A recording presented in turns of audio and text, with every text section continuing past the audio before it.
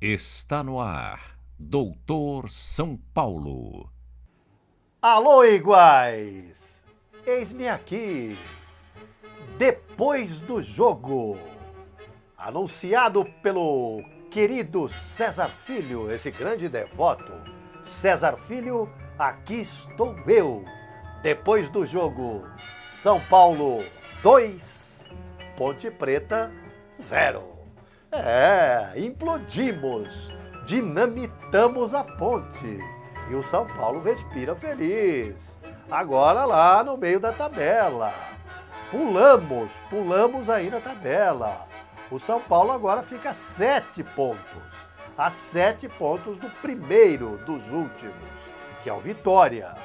7 pontos é algo razoável. Claro, todo mundo vai jogar na rodada de domingo, estou gravando o programa aqui no sábado. Mas o São Paulo fica a 7 pontos. Ainda que os adversários mais diretos vençam, como Vitória, que é o primeiro dos últimos, o São Paulo vai continuar a 4 pontos no mínimo da zona do rebaixamento. Um refresco. Ufa! Ave deuses da bola. São Paulo 2, Ponte 0. Foi um primor? Não foi um primor. Mas ganhou. O negócio é ganhar. Eu disse hoje lá nas redes sociais, pela manhã, logo que acordei, o seguinte: o São Paulo não pode soluçar, só isso, né? Tá chegando a hora. Tá chegando a hora do Diabresse no templo. E no templo sagrado do Morumbi é proibido soluçar. O São Paulo não pode soluçar, principalmente na situação em que se encontra. Não podia soluçar e não soluçou. Esse São Paulo de Denis, o Wesley pelo lado direito, lateral direito, foi recuado para lá. Preferiu o Ricardo Gomes colocar o Wesley. O Wesley é o queridinho do Ricardo Gomes, né? O Wesley tem cadeira cativa no time do São Paulo. Podia ter jogado o Auro. Auro é da posição, lateral direito. Eu confio muito no Auro. Eu gosto muito do Auro, mas não. Wesley, tinha que jogar com o Wesley. O Wesley é queridinho do Ricardo Gomes. Denis, o Wesley, Lianco, que substituiu o Maicon, que levou o terceiro cartão amarelo. O Lugano não podia jogar, levou o terceiro do banco. O Lugano veio para ser técnico entre os jogadores, né? É um técnico dentro do elenco. Tem um técnico fora do elenco, de jogadores profissionais, de atletas profissionais, que é o Ricardo Gomes, e um técnico entre o elenco, dentro do elenco, que é o Lugano. Nada, o Ricardo Gomes não põe o Lugano. Só em ocasiões extraordinárias. Dessa vez não pôde pôr mesmo. O Lugano tomou o cartão amarelo reclamando lá do árbitro no último jogo contra o Fluminense do São Paulo. Então não podia jogar. O Maicon também levou o terceiro. A chance era do Lianco. O Lianco se recuperou de uma contusão, vinha também alternando algumas partidas aí no time titular e voltou. Rodrigo Caio na quarta zaga e Mena pela lateral esquerda. Mudou o Ricardo Gomes, o RG mudou. Ele foi mais corajoso. Ninguém pode negar isso. Do meio campo para frente. João Schmidt à frente da zaga, com Thiago Mendes, também desta vez não se atrevendo muito à frente no começo do jogo. Com David Neres pelo lado direito, Kelvin aberto pelo lado esquerdo e Pedro Bortoluso, o menino da base, lá enfiado na área. Com Cueva jogando à frente dos dois volantes, tentando fazer a armação, flutuando pelo lado direito e pelo lado esquerdo do campo. Foi mais ousado o Ricardo Gomes? Foi sim mais ousado o Ricardo Gomes. Apesar de ter mantido o Wesley pelo lado direito, o Wesley no time, né? O Wesley que nunca joga nada. E hoje, eu já ouvi aí, tinha gente homenageando o Wesley. Eu não acho que não foi nada disso, né? O Wesley foi, assim, malemar, jogou pro gasto, né?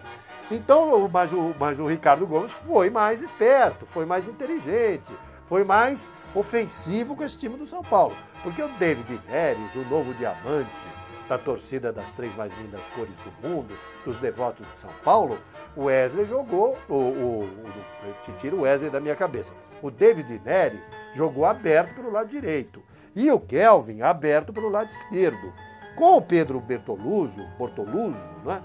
Esse Pedro é um jogador móvel, é um centroavante de outras características. Ele tirou o Chaves do time e colocou o Pedro, né? O Pedro é um jogador chato. Ele joga ali na frente, mas ele fica se movimentando.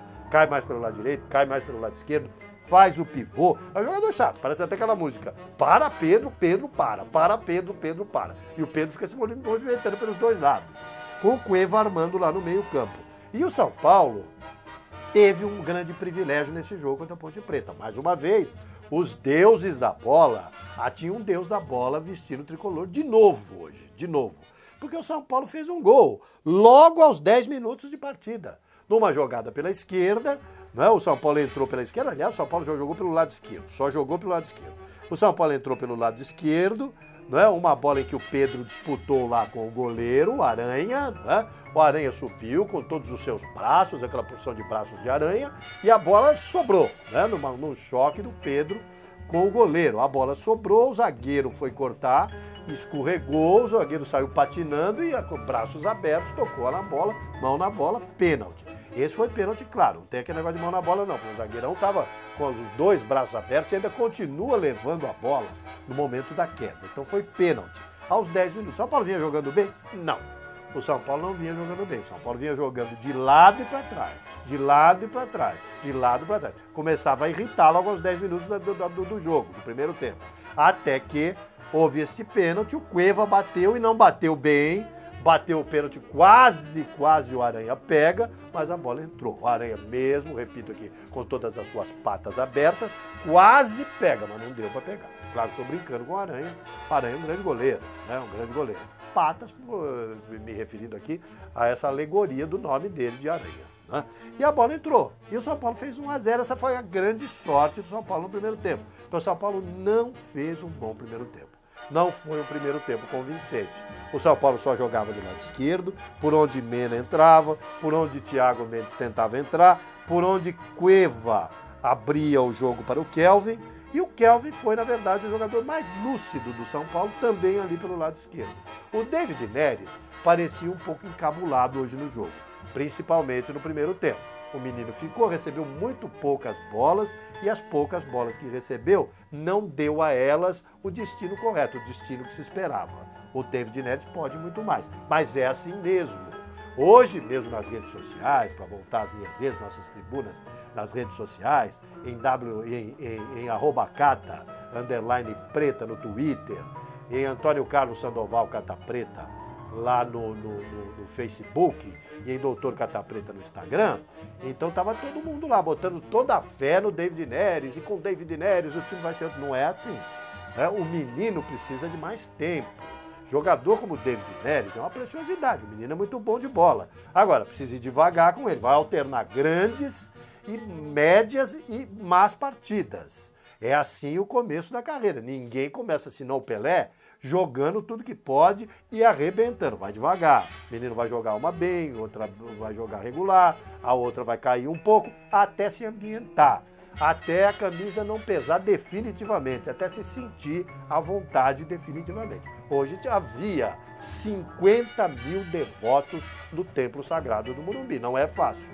Para esse menino que fazia praticamente a sua estreia dentro do Morumbi, com 50 mil pessoas, é justificável o comportamento dele. Então ele não foi bem no primeiro tempo, preciso dizer a verdade. E o Pedro Bortoluso também não foi bem. O Pedro entrou muito bem contra o Fluminense, o David Neres entrou melhor ainda. Mas ambos fizeram um mau primeiro tempo, não jogaram bem. Eu aqui digo a verdade, não tem gueré, não tem nhenhenhen. Eu não tenho rabo preso com ninguém, eu digo a verdade. Então nem David Neres e nem Pedro fizeram aquilo que a torcida esperava deles. O Kelvin um pouco melhor pelo lado esquerdo, o Cueva tentando armar, mas errando muitos passes, e o São Paulo não se encontrou no primeiro tempo. A Ponte Preta foi mais perigosa do que o São Paulo, chutou bola na trave, o Denis pegou bola lá, bolas difíceis, né? De modo que o resultado mais consentâneo, bonita palavra, consentâneo para o primeiro tempo, poderia ter sido um empate. Mas o São Paulo achou esse gol. Então eu repito aqui, havia um deus da bola vestindo o tricolor, de camisa vermelha, branca e preto, que deve invisivelmente ter entrado no campo e arrumado esse pênalti para o São Paulo. Não que não tenha sido, foi. Mas que o São Paulo mereceu ganhar no primeiro tempo, não mereceu. O São Paulo jogou de lado e para trás. E cansou de errar passes. O time do São Paulo continua nervoso, né? No segundo tempo, o São Paulo conversou lá no vestiário e voltou melhor. Mas não tão melhor assim. O São Paulo voltou um pouco melhor, o David Neres foi mais acionado e eu não entendi bem, porque ficaram João Schmidt e Thiago Mendes com o Cueva armando. Mas o Cueva só armava pelo lado esquerdo, O São Paulo estava penso pelo lado esquerdo. O São Paulo, então, passou a acionar mais o David Neres pelo lado direito. O menino cresceu um pouco no jogo. Mas dá para ver que em cada lampejo desse garoto, ele mostra o que ele poderá fazer no futuro. Então o menino tem lampejos sensacionais, de dribles curtos, de velocidade, né, de impetuosidade, indo para cima da zaga, né? Então o menino chegou a fazer ali 2, 3 jogadas pelo lado direito. E o São Paulo cresceu quando passou a acionar os dois lados, com o Kelvin pelo lado esquerdo, com o David Neres pelo lado direito. O Pedro continuou mal, né? Pedro não estava bem no jogo. Entre ele e o David Neres, embora o David Neres não fizesse uma exuberante partida, o Pedro estava pior ainda. O Pedro sumiu em campo. O Pedro participou daquela jogada do gol do São Paulo aos 10 minutos do primeiro tempo, que foi com ele a dividida com o goleiro da Ponte Preta na hora do gol, que a bola sobra, o zagueiro escorrega, coloca a mão na bola e o Cueva marca. Mas foi só. Ele não fez mais nada no jogo. Então, o que fez o Ricardo Gomes? De uma forma acertada, aos 14 minutos do segundo tempo, vendo que o Pedro realmente não deslanchava, era ali um jogador que não desabrochava no meio da área, então ele resolveu fazer voltar Andrés Chaves, o tanque, era o comandante. Chaves voltou e o São Paulo ficou um pouco mais agressivo, porque o Chaves é um jogador, diferentemente do Pedro, que encara de frente à zaga. É um jogador trombador, é um jogador tanque, é um jogador que joga internado na área. Mas o Chaves continua naquela fase horrorosa, é um negócio de doido. Centroavante, artilheiro, vive de gols. Centroavante que joga internado na área, vive de gols. Se o centroavante não faz gols, ele vira um mendigo. Ele vira um mendigo na área, fica assim, ó. Oi, me dá uma bolinha aí, para ele colocar na rede. E quando a bolinha vem, ele não coloca, porque a fase é ruim. Chaves hoje chegou a perder um gol lá, driblou o goleiro para cá, foi driblar o goleiro para passar a bola para o pé esquerdo e acabou perdendo o ângulo, acabou perdendo a chance de chutar, o zagueiro tomou dele. Perdeu mais um gol hoje. Cada jogo do Chaves ele perde um gol feito. Hoje ele perdeu mais um. Mas o certo é que o São Paulo, que já ganhava por 1-0, o São Paulo então esperou a Ponte Preta e a Ponte veio para cima do São Paulo. Com o mesmo ímpeto do primeiro tempo, ou talvez mais ainda. A Ponte veio para cima do São Paulo, o jogo ficou interessante. O São Paulo não melhorou tanto assim. O São Paulo continuou errando passes, né? O João Schmidt, que é um grande passador, hoje errou alguns, acertou alguns, mas errou outros. O João Schmidt vira bem o jogo. Quem virava bem o jogo era o Dinho. Né? O Edwilson José dos Santos, o grande Dinho dos anos 90 no São Paulo, começo dos anos 90. Bicampeão mundial para o São Paulo, 92, 93. O Dinho virava o jogo de um lado para o outro, assim, aquelas jogadas transamazônicas de um lado para o outro, de uma forma brilhante. Mas o João Schmidt é um jogador que também faz isso. Hoje nem tanto, acertou algumas vezes, errou alguns passes. Né? Mas o São Paulo se postou e a Ponte Preta foi para cima.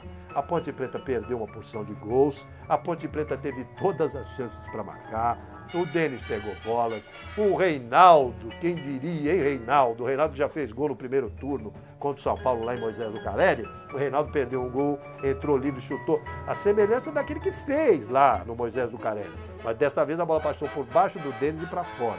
Foi bola na trave, aconteceu de tudo. Denis pegou algumas e a Ponte Preta esteve a pique de empatar o jogo. Era um jogo igual, a Ponte foi melhor no primeiro tempo e vinha um pouquinho melhor também no segundo tempo. Não é? Até que o São Paulo, aos 36 minutos do segundo tempo, achou aquele gol, o segundo gol, que pôs uma pá de cal, uma pá de terra na reação da Ponte Preta. A Ponte Preta que vinha jogando tinha muito mais escanteios em seu favor, tinha mais o domínio da bola, jogava mais perto, marcava o São Paulo pressão. A Ponte Preta que assustava o São Paulo levou, né, esse balde de água fria, de água gelada, marcou um gol aos 36 minutos, porque até os 36 o jogo estava absolutamente indefinido. O São Paulo colocou aos 28 o Luiz Araújo no lugar do Kelvin. Essa substituição não sei porque foi feita, porque o Kelvin vinha bem no jogo. O Kelvin não estava mal, não. Mas o Ricardo resolveu ouvir a torcida, resolveu colocar os garotos de Cotia em campo e colocou. E jogaram juntos pela primeira vez, do lado esquerdo o Luiz Araújo, do lado direito o David Neres. Luiz Araújo até que hoje jogou um pouquinho melhor do que as últimas. Luiz Araújo começou bem no time, entrou bem no time, caiu. Né? Caiu. Nas últimas o Luiz Araújo não apresentou um grande futebol. Mas hoje entrou bem no jogo. Embora, repito, o Kelvin, na minha opinião, fosse o jogador mais lúcido do ataque do São Paulo, tanto no primeiro tempo, tanto quanto no período enquanto jogou no segundo tempo, até os 28 minutos. Com a entrada do Luiz Araújo, o São Paulo ficou mais ofensivo ainda, porque o Kelvin cumpre também essa função de impedir o lateral direito de descer ou o lateral esquerdo quando ele joga pelo lado direito do time adversário, né? Então, hoje, como ele jogou pela esquerda, ele também fez esse papel, de voltar e guarnecer um pouquinho a subida do lateral direito da Ponte Preta. E o Luiz Araújo, não. O Luiz Araújo é um jogador mais impetuoso, o Luiz Araújo é um jogador mais forte, que enfrenta mais a zaga. Então o São Paulo ficou mais ofensivo. O Cueva podia armar tanto pelo lado direito quanto pelo lado esquerdo. E o Chaves deu maior agressividade ao São Paulo. Então o jogo ficou num momento crucial. Se a Ponte fizesse um gol, ou o jogo ia terminar empatado, ou a Ponte podia até virar. Porque o jogo estava absolutamente igual, com a Ponte ligeiramente melhor. Mas se o São Paulo fizesse um gol também, com estes seus atacantes insinuantes pelos lados e com o Chaves internado na área, num contra-ataque, porque o São Paulo jogava no contra-ataque, o São Paulo matava o jogo. E foi o que aconteceu. Num lance de contra-ataque, o Chaves recebeu uma bola mais caído pelo lado esquerdo, entrava o Thiago Mendes pelo meio da área, e isso é o segredo, os volantes têm que entrar, os volantes têm que chegar, para o centroavante fazer a jogada para a chegada deles, e foi o que aconteceu. O Thiago Mendes entrou, o Chaves deu-lhe a bola e o Thiago bateu. A bola bateu na trave, né, e voltou. E quem é que estava lá? O talismã tricolor, David Neres, sozinho com a bola pedindo, pelo amor de Deus, para deitar na rede. Então, o David Neres, o novo diamante, a nova preciosidade dos devotos, empurrou a bola para o fundo do gol e foi saudado por um Morumbi abarrotado de gente. Fizeram arenas, fizeram as arenas novas por aí, tudo muito bonito, mas aí quando tem clássico lá, eles colocam 30 e poucas mil pessoas. E o São Paulo em jogo contra a Ponte Preta coloca 50 mil. Então o templo sagrado do Morumbi faz uma diferença danada. E como faz? Então a torcida do São Paulo foi fundamental nesse jogo, abraçou o São Paulo, empurrou o São Paulo. O São Paulo esteve nervoso, principalmente no primeiro tempo, errando passes, jogando de lado, jogando para trás, mas a torcida o tempo inteiro estimulou o time e levou o São Paulo a conseguir aos 36 minutos o gol da vitória com David Neres, neste lance que ao qual eu já me referi aqui, com Chaves e Thiago Mendes, o chute de Thiago Mendes, a bola na trave e na sobra David Neres, o diamante tricolor, empurrando para o fundo. Aí então o jogo acabou. Dos 36 até os 45 foi só o São Paulo tocar a bola, até olé teve, porque também a gente não vive só de coisa ruim na vida, e o São Paulo estava ganhando o jogo de 2-0, e a torcida gritou olé, a torcida se divertiu, os jogadores vão ganhando força, vão ganhando ânimo, vão ganhando coragem para seguir nesta luta para sairmos da região infernal do campeonato. São Paulo, repito, fica agora a 7 pontos da zona do rebaixamento. Vitória joga amanhã, pode encurtar a distância para 4, não acredito. E eu acho que com esse resultado o São Paulo está praticamente fora da zona. Porque o São Paulo agora enfrenta o América, lá em Minas Gerais, já se decidiu, o jogo vai ser lá, possivelmente no Estádio Independência, e o São Paulo tem toda a chance de ganhar. Afinal, o América já caiu. Para o América, o campeonato não vale mais nada. Então, o São Paulo, na segunda-feira da semana que vem, o São Paulo, então, enfrenta o América Mineiro às 9 horas da noite lá no Estádio Independência, com toda a chance de fazer mais 3 pontos e, de uma vez por todas, esquecer esse pesadelo que foi o Campeonato Brasileiro, que está sendo o Campeonato Brasileiro do ano de 2016. Foi um primor? Não, não foi.